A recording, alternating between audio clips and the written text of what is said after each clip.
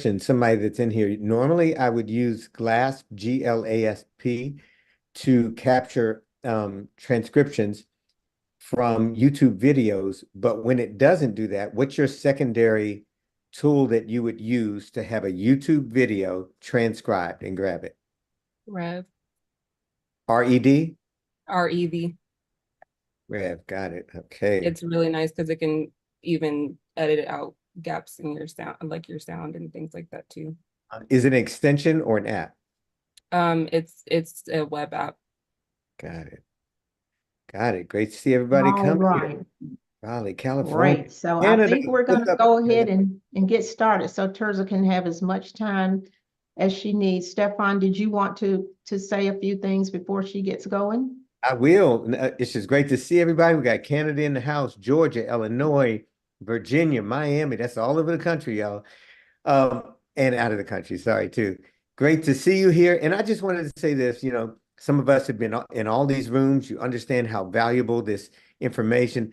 Dr. Turley, I see you out there in these meetings. Y'all, Vice President, Chamber of Commerce in Consumer Affairs. I just did that to get you off my. Corporate systems. She's the tech person in the government, heading Yeah. that for the Chamber of Commerce.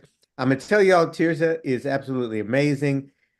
We were on this same thing like this with me teaching this time during COVID, and she's been very active in teaching people when it comes to branding, storytelling. She operates on a level of excellence that's out of this world. If you've seen anything that we've posted that has kind of the purple cards behind them, all of us have done it. That's her work. She takes stuff, makes it excellent, and she knows what she's doing. So with that level of excellence, Tirzah, it's great to have you here. You just do your thing, and we got both the recordings going, and we are ready. Great to have you. Awesome. Thank you for putting this together. I know that it takes a village and a vision to do all this, and it's not like an easy feat. So congratulations on putting together the first one. I'm going to pop up my slides. Let me see if it's going to play nice with me. I'm going to try to share my screen first, and then I'll press play and see if it'll work out that way. Lauren says, I need this. Me too. I We're see going to it. talk about needs. That's going to be our first stop in the convo too. So perfect. Okay, Zoom is being a little weird. One moment. Let's see if I hit. Wake Forest, Shantae. Okay, we're right down the road. Yeah. We met at the Ethics for AI thing. Oh, there you go. Okay, it's good to see you. Oh, cool. Okay. So I can see the chat, but I won't be able to talk to type in the chat, just so y'all know. Okay, so today we're going to talk about infusing authenticity into your branding. So this is all about how to humanize the AI in your storytelling so that it doesn't sound like a robot when you're talking or when you're creating content. So I'm going to give you some cheat codes, few secrets, and ways to move around through ChatGPT or any of the you know, widely used AI tools for text. But first, I want to get to know who we have in the chat. So we're going to do this thing called pitch fit. So just like if you were typing into chat GPT, you're going to type in the chat like what your name is, what your role is, who do you help by doing what, and then what is the one thing that would help you. So I saw that somebody already said like, I need this. So hopefully we can get a sense of what it is that everyone needs, and then that way I can like kind of shape the talk a little bit more and make sure that we cover as many points as possible. So take a moment and drop it in the chat. And I'm gonna bring this down for a second so that I can, I think it's gonna be.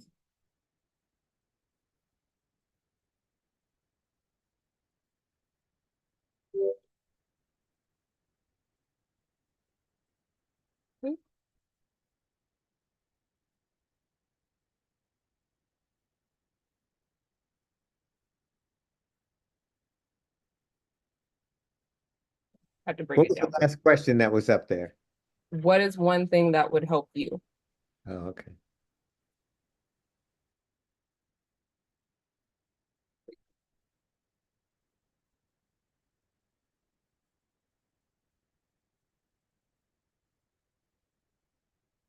Okay.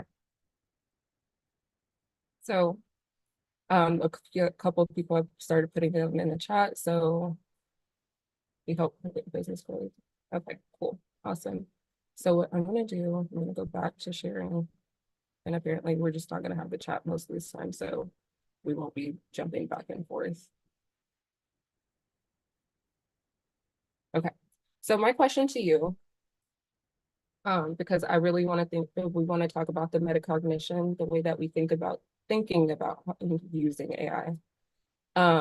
What was your first memory?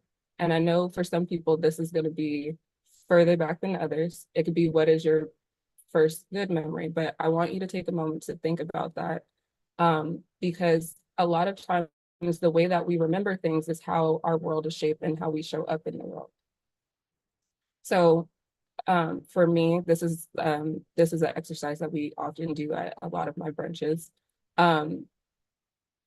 For myself, I had like my first memory is me sitting in a doorway of my parents' house.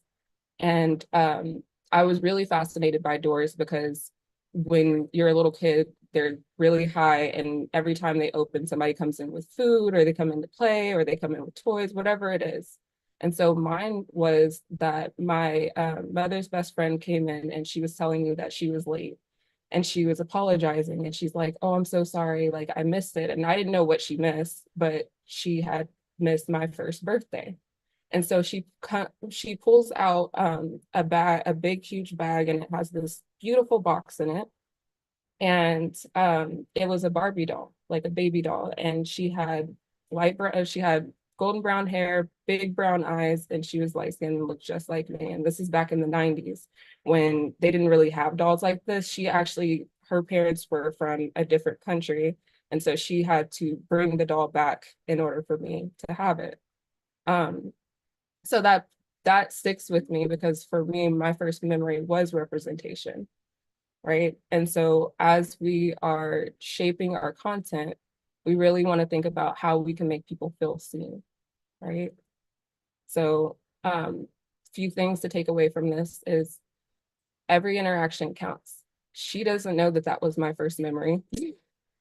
So if you're late with things, or if you're somebody who, doesn't communicate well, every interaction counts. How you do one thing is how you do everything. So if somebody runs into some of your AI content and it doesn't quite sit right, or it doesn't hit the mark, you're lowering your brand value every single time you interact, right? The next thing is things of value have no fear of time. So she was late with getting the gifts to me, but I couldn't remember the birthday party, right? And so with that, when you create something that people connect with, they don't care how long it took to find it. They're just happy that you're there. So that's what we want to aim for when we're creating any type of brand messaging. So a good example of this is MailChimp. MailChimp isn't the first email service provider to ever exist. But if you've ever used MailChimp or engaged with it, it's fun, it's conversational, it's very playful with the language and things like that. And so people who are tired of boring, stagnant content are going to, be happy to use MailChimp, for example. And then the other thing is thoughtful gestures. So every time you interact with people, we have to remember that our name is our business card. How you send emails is your business card. How you interact, every touch point matters. So again, you want to think about thoughtful gestures and how you can engage. For me, like I use sunflowers and sparkle emojis, and it's to the point where when celebrities started using sparkle emojis, like we had people on the timeline that would tag me and say, "Hey, they're still in your stuff." So having that consistency, being thoughtful with your interactions, and how you engage and making it really curtailed to you makes people engage a little bit more. And then the last thing, again, the power of genuine connection. The greatest gift is to make someone feel seen, heard, and understood. And so if you're doing that through your content, you're going to go really far in terms of expanding your brand voice. It's going to be easier to stay consistent because you know who you're trying to make feel seen. Okay. So a little bit about me. My name is Tirzah Monee. I am a brand strategist and accountability coach. I'm a second generation technologist. My mama was a database analyst. I grew up in spreadsheets and built my first program by the time I was 8. And got my start through the MySpace days. I used to charge people to grow their top 8. I mean, to expand their top 8s and, design their pages and things like that. I've also taught business of graphic design and analytic strategies at a college level. So all these things make it easy to share things like this with you guys. So today we're going to dive in a little bit more. So authentic AI branding and storytelling. So again, we're going to talk about the secrets to humanizing your brand efforts. We're going to talk about some actionable steps and cheat codes, and then how to overcome some of the challenges with real world data. I know before this started, Stefan and Miss Patty were talking about like having to be on video and things like that. There's a tool called Poise, which I'll actually add to my resource list and stuff that can be sent over afterwards. But there's a tool called Poise, and it tracks your eye contact while you're on video. It checks your flow of content while you're on Zoom, and then it'll actually give you snippets and play-by-play, just like when you're playing football, to tell you how you're doing with speaking. Like if I don't have it turned on right now, usually I do, but it'll even tell you like, hey, you're talking too fast, or you're using a lot of filler words. Here's how many are there. So there's different tools for every challenge that you probably have. So if you can get clear on what your problem is, there's probably an AI tool that fixes it already. So my first secret for AI is really understanding how to use archetypes. So this is kind of like a thing that people in the branding world are really privy to, but people who don't work in branding probably don't necessarily know about. But when you're developing out your brand, there's psychological profiles that exist that are just known, right? And so if you can figure out where you fit in this, somebody said they use Read AI. Okay, awesome. If you can figure out where your brand fits, it makes it easier to humanize your voice, because the nice thing is a lot of the AI tools like ChatGPT are pre-trained on these profiles. So you can very quickly say, I'm a brand strategist and accountability coach. I am a cross between a magician and a sage. So I need my content to sound like somebody who is lending their power to people that I work with. But as a sage, I also need to understand them deeply in order to do it, right? And so as you are building out your prompts, you can use this to very quickly, curate your content. So we're gonna dive a little bit deeper into this. I was going to ask, okay. I was wondering how the two colors you just now said fit together, a sage and a musician. So what is the correlation that I would see right there? So those are just the profiles that I fit best with. Mhm. And we're gonna look at a chart that's gonna like break down all of them. But for me, like I'm establishing mastery, like I'm helping people establish mastery, Got it. and making it look magical because they think I can do it like really fast and stuff like that, and it's taken a long time to do that.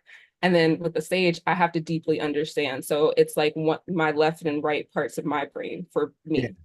got it. Yeah, and so I'll give some examples too, of how we've kind of applied this for different people as well.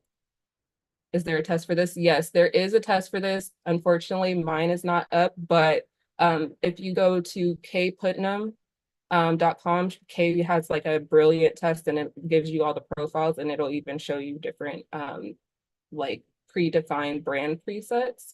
so that you can kind of have a starter kit for like how you would get that developed. And so digging a little bit deeper into these brand archetypes, these aren't things that you need to remember. These are things that you just have to would want to understand. If you do a prompt in ChatGPT that says, can you list out the 12 brand archetypes, it will print these out. This is my chart, so like mine is a little bit more robust than what you'll usually get from there. But sorry, moving things around so I can see. So example, like I said, like my brand would be the sage. So the characteristics and the places where I'm willing to take risk is sharing wisdom, trying to be clear in thought, really analyzing how people make their decisions, because that's a big part of branding and marketing and developing out the interactions and systems that I'm building, right? And so the challenges that sometimes face in each one of these different profiles are going to have their own challenges. Are sometimes I feel disconnected because sometimes I'm way too far ahead before people are ready for me. And I have to reconcile with that gap.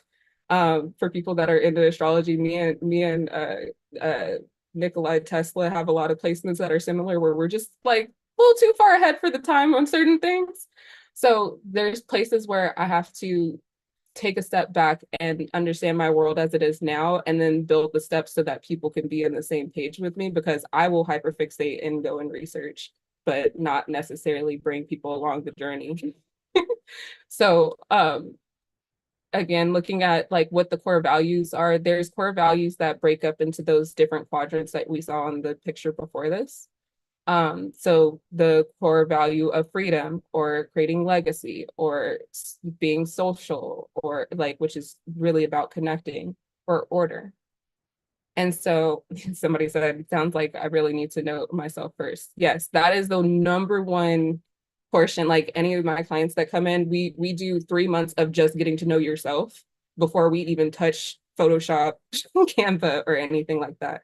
Because we're going to look at your psychology profile, we're going to look at your brand archetype, we're going to look at, like, some of them we go as deep as looking at their human design and their astrology charts and stuff like that to see who they even attract or who they repel, because that's a big part of, you know, building things out as well. But the deeper you know yourself, the easier it is to grow your brand. The reason why you see massive brands like Beyonce's, or like, you know, all the different celebrities, is because, one, they're not afraid to experiment, but also they know what their values are for them to keep on iterating. Because what happens when people's brand grows really fast, and I have this happen with a lot of clients, is that you get this surge where you grow fast really quickly on something, and then you have to figure out who you are in front of all these people. And so the quicker you have this, the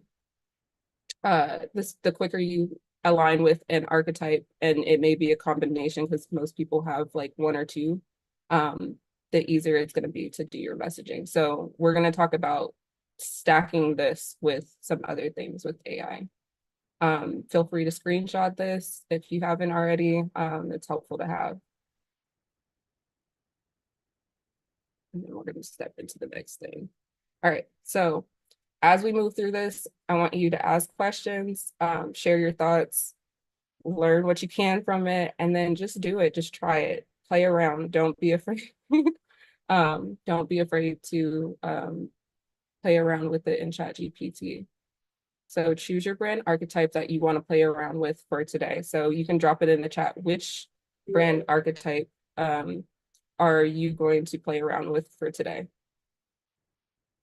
And when you say drop it into ChatGPT, what did you mean by that? Oh, they can drop it in the meeting chat. Like what brand archetype. I'll show you how to write the prompts in a bit. So cool, we have a creator one. That's awesome. So go ahead, choose a archetype. I only see one.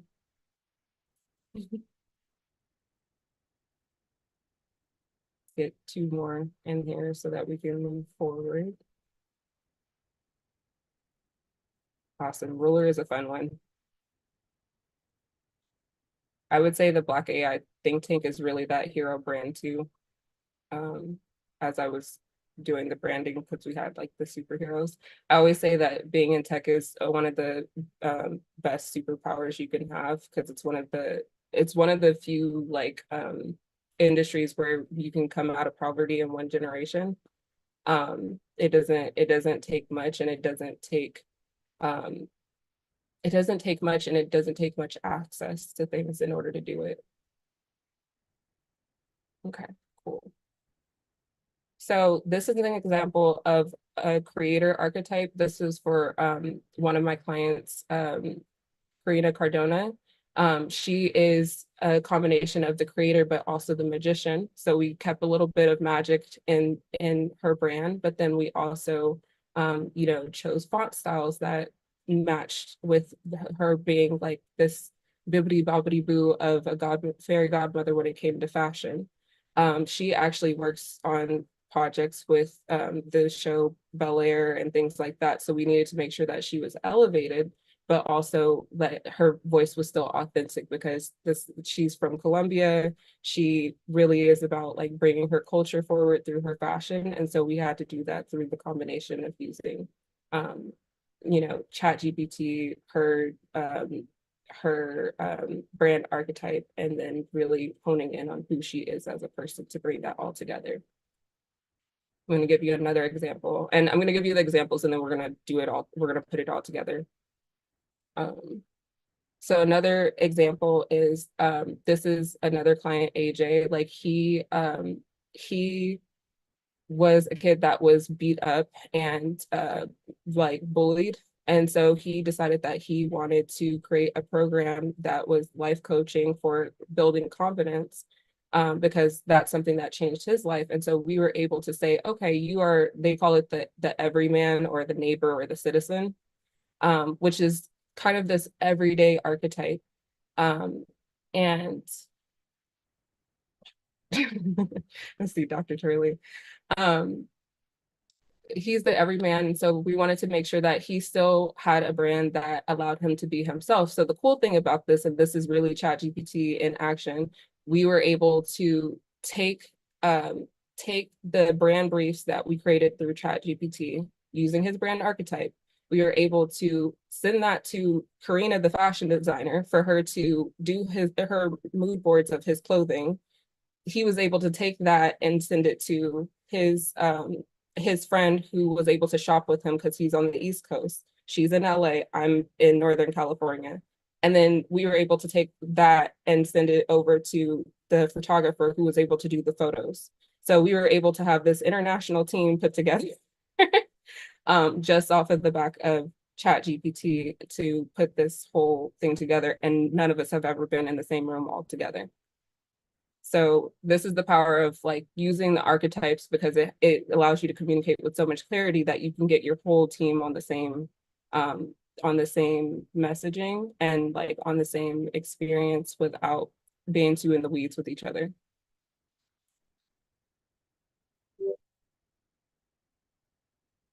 Okay, so some people, because we always have to like address the other side. Some people may think that archetypes are just stereotypes, but again, they're based on psychology profiles. So this is a part of the way that our minds work. They're also based in human connection. So the way that we adopt and learn throughout the world is based on patterns. We learn patterns from our parents. We learn patterns in terms of how we interact in the world. And so by having a predictable pattern, people know what to expect from your brand. And it makes it a little bit easier to know what you're really about and where your values sit. And then the last thing is it enhances storytelling. So the story that I shared at the beginning actually was shaped through ChatGPT as well. So you can write a story verbatim, just get it out your head. And then you're going to be able to use the ChatGPT prompts that I'm going to share with you guys in order to get very clear on what it is that you need to express and the use cases where that's going to be there. Okay.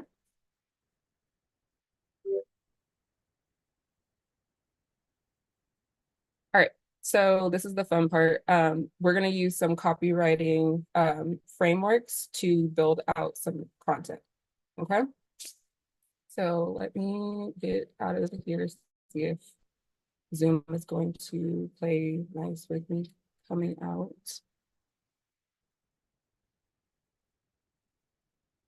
There we go. All right, so I'm going to stop the share for a moment. Before we dive into, I'm so used to the way that we'll do questions at the end. I'm sorry. 1 second. Are you sitting in a bar? What'd you say? Are you sitting in a bar? It's like a Parisian cafe. It's nice. It's my vibe. Yeah, that's good.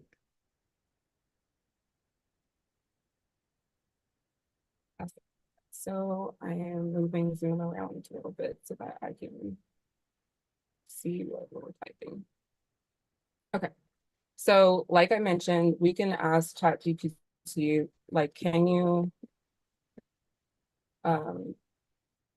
list out the brand archetypes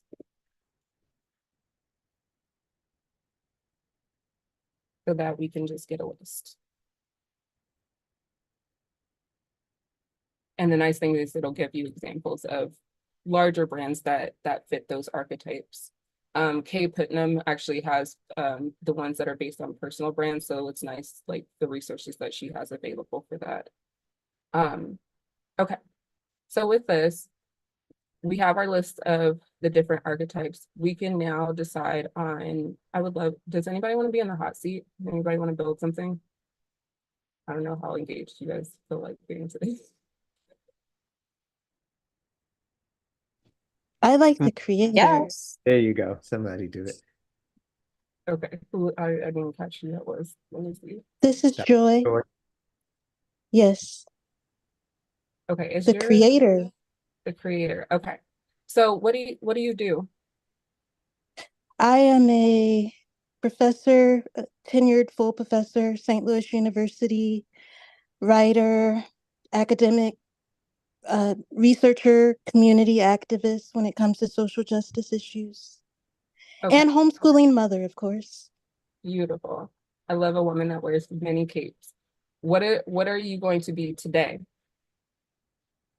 Today, literally in about 30 minutes, I am joining a community networking group. We're meeting face to face in about 30 minutes. So today I have on my community activist networking Save the World cape. Okay, so I am a community activist. Okay. Um, with a creator brand archetype. Can you write a short bio? Here comes my sparkles. For networking. That's how I know I found my people. So it's going to write me a bio to use for networking? Yeah. And so this is nice because that first exercise we did, the pitch fit, you can actually take your pitch fit, you can copy that and you can paste that in here and tell it what brand archetype you have. And it will give you something that is, something that is worthy of using versus something that's super generic. Right. So as a passionate community activist, I'm dedicated to fostering innovation and creative solutions to address challenges our community faces. That's a lot more powerful than in a world that ChatGPT loves to do. Right. Okay. But we can go even deeper with this. What we're going to do is I'm going to ask ChatGPT, I'm going to say, can you write a list? And this is the real cheat code. And this is really what you guys came here for, this specific, a list of copywriting frameworks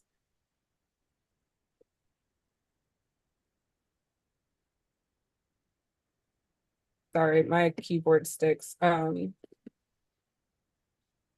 and what they are best used for.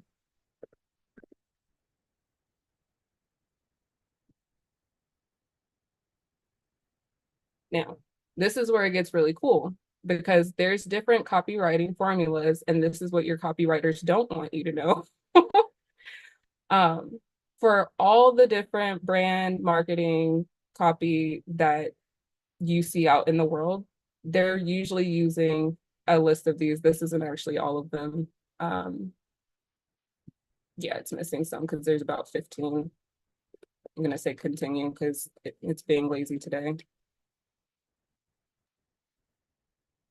So you're saying these things that are popping up, these are things that I can copyright, or am I misunderstanding? So you can use these as applied frameworks for you to create different types of copy. So a good example of this is, okay, let's actually use, I believe, this one for the story one. So presentation, speeches, and marketing pitches. So we can take this framework, which is star, chain, hook, chain, and hook, and we can say, can you write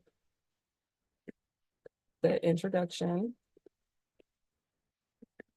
to my speech using star, chain, hook and the creator archetype? This will be interesting. Mm-hmm. To get more people Star involved. chain. What was that? Well, ma'am, my bio is already on the web. I like my bio. So I'm wondering, can they just use the bio? Oh, I don't know. We shouldn't do that. Never mind. I didn't say anything. All right. No worries. I'm just giving examples. You are not obligated to use any of this. This is just me giving examples of like how quickly we can come up with something that doesn't sound like it came from ChatGPT. This is really about just getting naturalized language that you would get more so from a copywriter versus it sounding like it came from a computer. Thank you. So, This is a good exercise. awesome. So I'm going to ask for them to write an introduction. So they're going to paint a picture, which is the star, and then they're going to have a chain of events that occurs in the middle of the passage, and then it's going to hook people in to say like, today I invite each of you to join this movement, right? So I want you to play around with these different frameworks because you're going to be able to go really far if you just like have a list of different content that you need to put out, or if you're doing marketing campaigns or anything like that. You can get really in the weeds with this because there's actually an extension. I'm not going to go all the way into it, but there's an extension for Google Drive, Google Sheets that you can link into ChatGPT so that you can put all the frameworks that you want to use and the archetypes that you want to use for those frameworks, and then you can have it spit out the output of the prompt. So it can get really involved if you have like a robust team where you need to put out hundreds of pieces of content quickly. So my graduate student should be listening to you right now. Yes, ma'am. I have used chat. I've been training the little ones on how to use it, like all the way down to about 6th grade. Because first of all, kids don't know how to spell anymore. And so like it's a real thing. And so because they have to write proper English for the prompts, they're actually doing better with their their language and being more specific and being able to articulate themselves better because they have to fiddle with the machine. And so I feel like any age, as long as they're at reading level, can play around with ChatGPT and be able to do this. But my sister, she's just graduating high school, she's been able to do this and teach other people how to start using ChatGPT as well. effectively, not to cheat on your homework, but to do things like, you know, check your like check formatting or give suggestions on like how she can improve her language or if her outline is out of order and things like that. So Thank you. This is excellent. Thank you. I'm hoping to see a copy of this replay if possible. Thank you. awesome.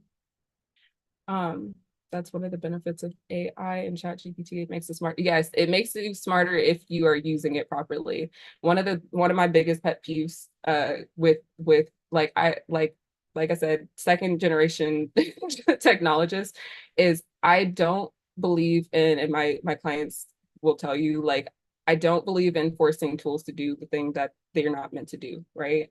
And so if I have to force the tool to do something, it's not the right tool for the job. And if I'm implementing a new tool, it needs to replace 2 to 3 other tools that I'm using. So you'll find that like I'm very much a fundamentalist when it comes to these types of things. Um, somebody said bye Midjourney. Like I love Midjourney too. The other thing is what a lot of people don't know with ChatGPT is you can also ask ChatGPT what it needs from you in order to do something, right? Um, I love that. That's good. um, so an example of that would be like if I am writing a mission statement, I can say, what, I'm writing in the wrong chat. What do you need from me to write a mission statement?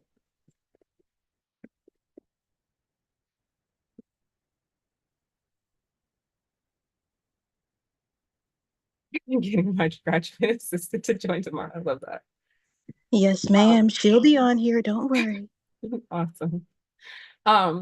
So from here, you can see that you can outline these things, you can start filling them in, but then you can go back up here and see like what framework kind of fits more so along what I need. What is the framework that I need to be using in order to apply this? I feel like when we go to when we're in school, they teach us MLA and APA format, and then they just leave us to out high and dry. Like there's nothing else after that, right? But with copywriting, we have all these different ways of using these frameworks that a lot of people just don't know about, and they're free at your fingertips. I intentionally use the free version of ChatGPT today just so that you can see that this is all accessible. As long as you have a phone, like my mom uses, like my mom has they have a catering business, and if she has a client that's kind of crazy and stuff like that, she'll throw in what she wants to say and then say like use chat GPT to be the anger translator. And it'll write a very elegant email and it'll sound great, and she'll send it to me and be like, this is what I wanted to send, this is what I actually said. I'm just like, get that money, mom. Like, and it works, right? So we want to think about how we can use chat GPT for it's a great use case. That's we've had other situations where like when you have conflicting priorities. So like if like say you are a brand manager and you're trying to prioritize your list of things to do, you can type it in and say like, here's all the things that I have on my plate right now. Here's how much these different time blocks, I mean, how much time each one of these things take. Can you optimize my schedule so that I'm doing the most important things first? And it'll make suggestions and stuff. So me and ChatGPT were like this. I've been journaling since I was 5. I was ready for ChatGPT when it came out. And I saw somebody ask if there's any reason I don't use Claude. There's not any reason. I honestly am pretty tool agnostic. Like I use ChatGPT because it's fast to get to. There's not like any reason why you can't use these things. And please scroll up for that prompt. I'm assuming that you're talking about the one for the copywriting framework. So we'll go to that one. But yeah. But the last thing that the last slide is just try things out, test them with your audience, see how they respond to it. Don't be afraid to test things. Like I find a lot of times like we get so scared of putting out content because we don't know how people are going to respond. And so I see hands going up. So the biggest way to solve that is just to do more content. Like it's a lot easier to forgive yourself if you have 100 posts where one went wrong than it is to have 5 and one went wrong, right? Like our content is subject to inflation too.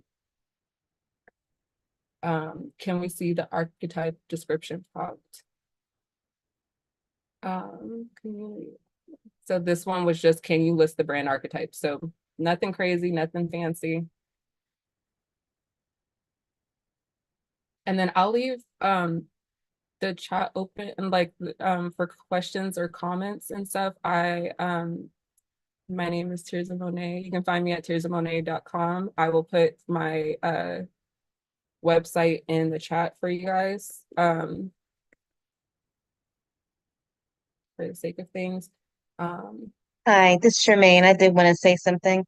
I've been modifying chat by just like uploading content, things I've written, etc., because they say that's how you get it to speak in your voice. But it was never quite right. And I always had to tell it again or change it, etc. And I'm so excited about the brand archetype because I'm a hero sage. Mm. Um, and none of my content was speaking to that. It was always kind of flat. So thank you for this because I'm going to experiment and now I feel like I'm going to be able to get content that pulls in the people that I'm trying to help in a much better way than I was doing before. So thank you so much for this. You're welcome. Yeah, that's the beautiful thing about the archetypes is because the thing that is missing from ChatGPT in itself or like any of these language models is that they don't inherently know the motivation behind what you're putting. So that heart posture that you're looking for to go behind the language is built into those archetypes because you know what their purpose is, right? And so the more that you're able to communicate that purpose, like you're able to really bring that out in the language and stuff. So that's the good way for training it. Yeah, absolutely. Thank you. You're welcome. Any other questions? I loved Copy AI. Like Copy AI and me were best friends before ChatGPT came. And I can't say that there's a reason why I switched other than like ChatGPT was free. And so I could train more clients on it. But Copy AI is nice because it has the frameworks actually built into it, and it's more likely to give you framework based content than Chat GPT will like natively. I would say it's the difference between like using a WordPress theme versus like building from scratch with ChatGPT. ChatGPT is like you can build it up to whatever you want it to be, so it's very vanilla. Um, Versus like Copy AI will give you like frameworks. I didn't even know that, and I use Copy AI. Question for you. Do you have any recommendations on how to do A/B testing or where that should take place? Should it be on the platform that we use to post, or how do you? So, like, I personally, I'm abusive to my audience, so like I don't necessarily A/B test the way people traditionally do because I'm on the brand side versus the marketing side. Like I usually bring on marketers to have to do that. But depending on like what platform you're using, say if you're using like if you're talking about like your website, for example, like and you're using like the Elementor theme, they actually have like features and they have an AI tool built into, but like you can A/B test on landing pages, like the copy that is there. So you can have the copy A/B tested, it'll split out your audience and give you some feedback there. Um, there's a lot of different tools where you can do that.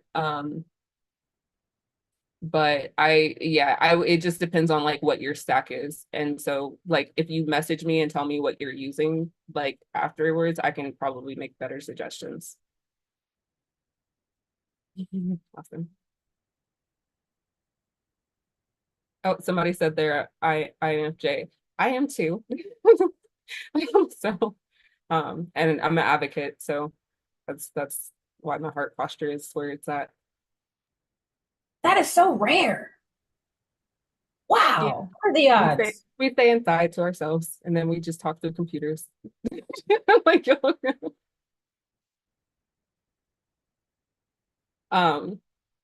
I see people talking about human design and a few other things now. Yeah, like human design is really brilliant. Like that's very helpful for actually how you output your content or how people receive your content. I won't go super deep into that, but like it's it's a esoteric tool without getting too woo-woo, but it's an esoteric tool where it's actually stacked on what's called the Chinese I Ching and the chakra system, but it basically is energy types and tells you how people receive your aura. So like I am a manifester. There are projectors, there's generators, there's manifesting generators, there's reflectors. And so it's interesting because all my clients are different. So like my manifesting generators, those are all like the ones that can do crazy content calls. They can be on stage. They're going to be the ones that are super energetic and things like that. So I can give them just about anything. Projectors, their gift is seeing.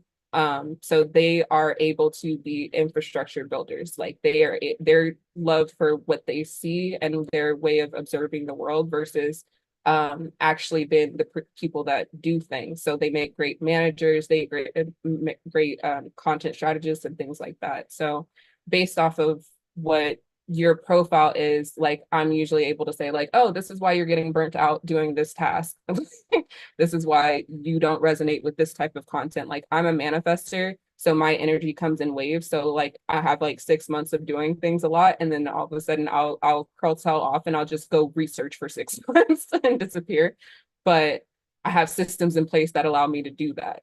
And so so yeah, that's human design. They have, you know, tests that you can not test, but they have profiles that you can go and see. And so based on that, you can build a brand around those things too. Hey, Tirzah, if it were you and you were listening to this and you weren't that type of person, but you were running something as, you know, leadership, would you look to bring on and hire someone like that? Or would you be thinking, oh, I got to learn all these skills here? Are you in terms of the copywriting aspects The or? whole thing. So this it seems incredible for people that do a certain thing. Do you think there's people that generally want to do all of this, or do you think for some people it's to find someone that does this? I think it depends. So like I work with a lot of solopreneurs Mhm. and we take them to, you know, sometimes we're taking them from 0 to 6 figures, sometimes we're taking them from 6 figures to 1 million. And a lot of times they don't have a team around them. So they learn how to do these things and we optimize the system so that the system kind of does the job for you. Mhm. As long as you put in the inputs, like it'll spit out the outputs. So Yeah. we're really big on automation. But if I was like a high level you know, person that's working more so enterprise level or something like that, of course I would just have a copywriter on staff that would be doing more so this type of work. They can either do it manually or they can do it with ChatGPT. We don't really like that's the other part of this is like we don't really care how it gets done as long as the goal is met and we're making the money, right? Mhm. One of the big things I teach my creatives and stuff like that, because I used to teach at an art school, is that we don't want to get too attached to our work. And I think that that's a big thing with AI too, is like people get so attached to the work that they're putting out that they're not iterating fast enough to keep up. Yeah. And so you really want to you know, have the right people in place that enjoy doing the thing. Last year, when 2022 end of it, and then 2023, I saw a lot of people that were learning how to do all kinds of stuff. And then sometimes it was a trap in getting, knowing I can do that, I can do that, I can do this, but kind of getting lost in what you actually should do versus what you could do. Yeah. I you know that commercial in the 90s, that the rotisserie chicken commercial, the set it and forget it one? That's me. Oh, So yeah. as far as automations, like I'm like when I'm doing something, I'm creating it as a framework to do it once. And Yeah. even for example, our speakers assets, like I knew we had a list of names and I knew that there was going to be more names coming. So like I created like Canva has a data sheet that you can actually merge data into. So I'm just like, okay, we're just going to put it in the spreadsheet and it's going to automatically generate. Like, so it depends on what your budget is in terms of maintaining personnel, like Yeah. how much you're going to automate versus how much you're going to hire somebody to be over that thing to maintain it. But like it comes down to how much flexibility do you need? How robust does this thing need to be created and stuff? And so that's kind of nuanced. Got it. Thank you. But great question. Is there a Black funded version of Go High Level? You know, I have a client that specializes in Go High Level. I do not like that platform personally. It's Some more, please. what was that? Before I drop 200 a month on them, please. Yeah, if I'm going to have something that has that, I like I said, I'm a minimalist, right? Because I know how to move around all my tools. Um, like if I'm going to do something that is more robust, I probably would go closer to a HubSpot than like a Go High Level. Just because one, I know that it's they're always updating and they have education that's built into the platform. And then also if I onboarded somebody, I can say, here, go do these modules on how to do this thing. So like I come from the Salesforce and HubSpot side of the world, like things, but also built things from scratch. But those would be my go-tos versus Go High Level and stuff. I like premium tools or minimalist. Like those are my two stop points. ChatGPT synthesized all my personality models to describe me. Quite interesting. Awesome. Any other questions? You guys have been so fun. This is a fun chat. How often are you using the conversational one? So you type a lot of stuff. Are you doing any of the talking to ChatGPT or HeyPi? Ask that one more time. What do you mean? Like the ones where you just talk to AI rather than put prompts in and stuff, and they're talking back to you. You know, I have used the talk back the talking one recently. I had a little cousin who was really struggling with math. And so we used the chat GPT to explain to her geometry for the stuff that they just been making math up. Like some of this stuff did not exist when I was a kid. So I've used it for that, but I haven't used the speaking one as much. Like I'll at most I might just click FN twice on my keyboard and have the diction come out to write out the prompt because I have a hand injury, but I don't use that one very much. And you're talking about you use, let's see, FN on a Mac. What is it on a PC? I don't know offhand because it's been a while. Yeah, I don't know offhand, but you can like we can Google it and stuff. I'm sure it's there. It used to be that you had to go up in the top corner and then turn it on. Like they had a setting that you had to turn on the PCs, but I don't know what. Like I stopped using Windows after Vista.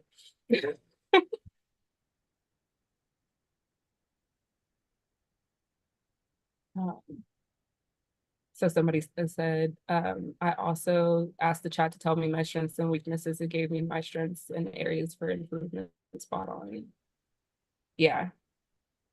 Oh, one last thing, another prompt that you can use if you're trying to do brand messaging, because this is good for you to put together, is can you write out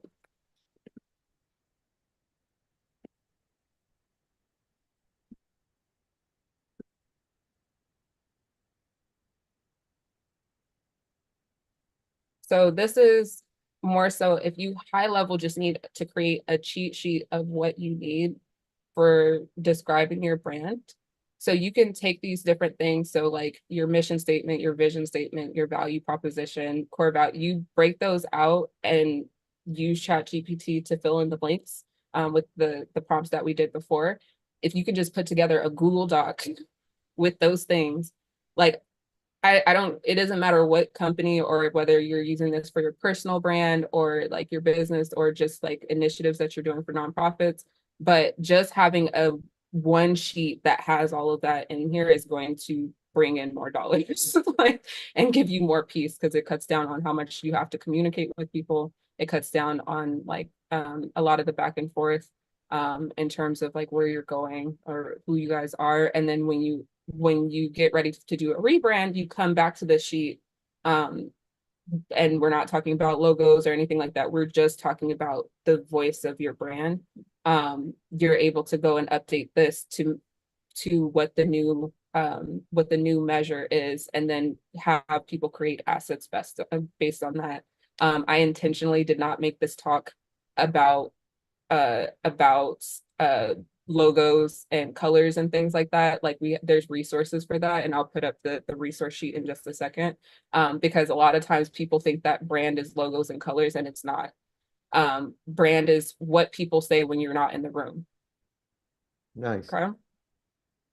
Can you scroll up really quickly so we can see the prompt again? Thank you. Yes. And you'll notice that none of the prompts that I use are complex. Like I said, I always try to keep it very simple, because if you need to write something too verbose, then it's probably not concise enough.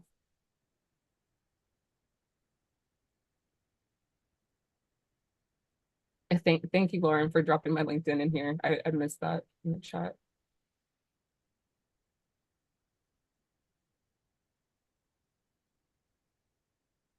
Awesome.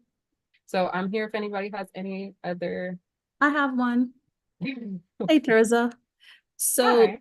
you said if the prompt is too verbose, you got a problem. My prompts are like that. So what can I do to try to make them more concise? Do I break them up into separate prompts, or any kind of advice on that? So my easy way of saying it is play, but like my way of doing things, and this is just because I've had to maintain legacy systems. So like when you're doing that, you have to simplify things and make it modular. You want to figure out what's the least amount that you have to say to get the result that you want. And so the more concise I took a class in college and stuff like that, where it was cyber theory, and it started off with us having to write blog posts, and then we had to go down to writing Facebook posts, and then the next week we went down to writing it went all the way down to Twitter posts, and you had to be able to convey the same exact thing all the way down and get people to engage and read with it. So like that's a really good exercise of seeing like, can you take something that is a whole essay or can you take a prompt that is longer and get it any shorter? So if you can get it down to 140 characters, you probably know it really, really well. And then the other side of it is explaining it to kids is another way of doing that. Like my sister was like 5 when I was in college.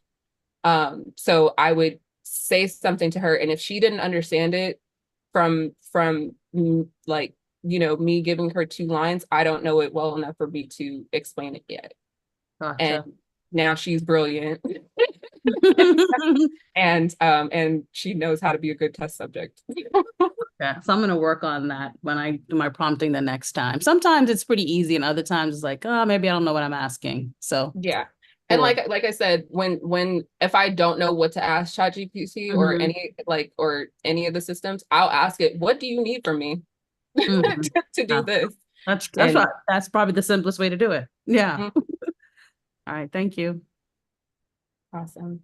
Thank you guys so much. I will be on LinkedIn if anybody wants to connect and talk more. That was an excellent, excellent presentation. I can tell this is not your first time doing this.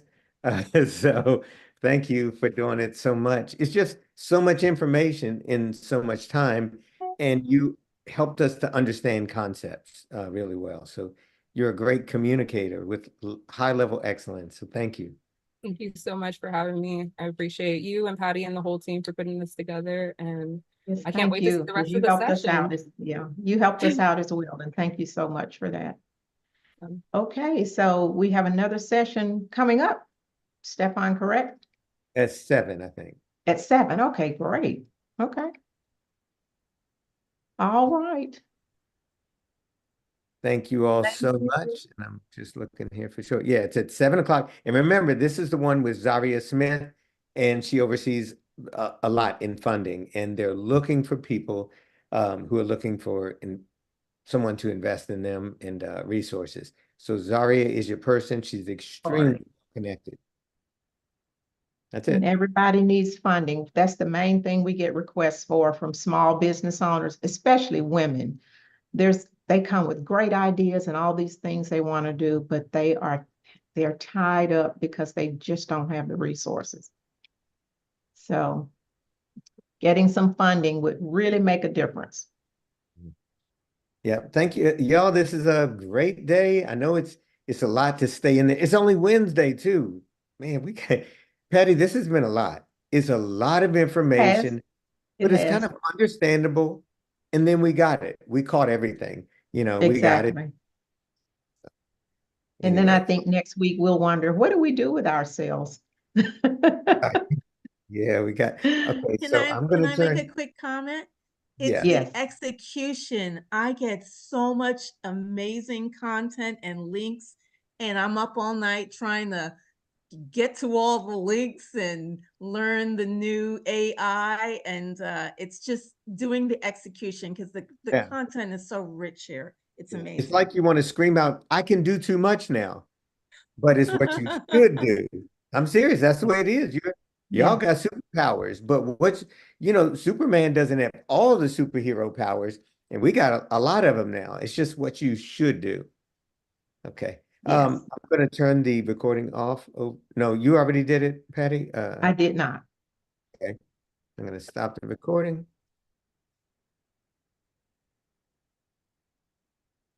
Got it. Got it. All right. Did you get YouTube also? It did. It stops automatically. Yeah. Okay, great, great. I don't know. It still says YouTube up there. It sure does. It's still up there.